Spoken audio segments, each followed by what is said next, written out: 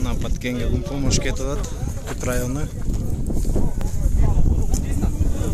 Картошка, un, продуктылар бардыгы.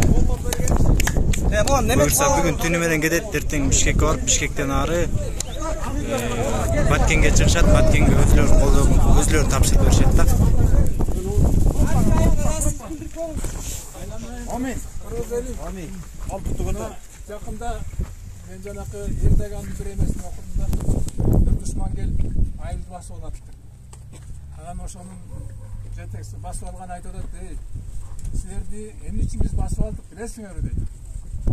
Анан бирөө чыкпай турса, анан айтып атат, билебиз дейт.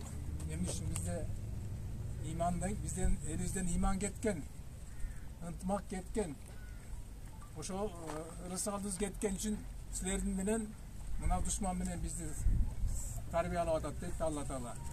Эми мындан душмандан кантип кутулуш керек дейт. Десе айтып атат, бул бир гана жол бар, ынтымакка келиш керек дейт. Мына ынтымакка келип, уйдун бир мүзүнө таяк тийсе бардык денеси, башка уйлардын баары денеси сыздайт да.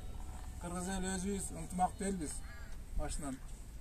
Мынау мен дайым айтам, Кыргызстан түптөн башталат деп.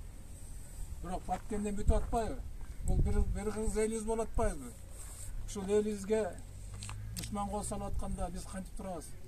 Ушуну инициативаны көтөрүп чыккан мына азыркы жаштарга силерге рахмат. Алла Таала ыраазы болсун. Элибизде ынтымак болсун. Амин. Жаштарыбызда иман ысап болсун, ар намыс болсун. Карларыбызда калыстык болсун, сыйырмат болсун. Күч кубат берсин. Ушу эл жерибизди бөлүп жаруудан Алла Кудайым өзү сактасын. Берим дырайым элибизге, жерибизге Кудайым күч кубат берсин. Ушу Кудайым бизди сактасын. Бирок аракет кылалы. Элибизге ынтымакка чакыралы. Биз ынтымактуу болсок, эч бир душман ала албайт. Ошон үчүн мына жолго, улуу жолго түшүп атасыңар.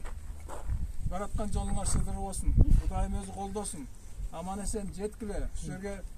Ушул жерден биз кичинекей бир дем алып барсак дагы кыргыз элинин духун көтөрөбүз.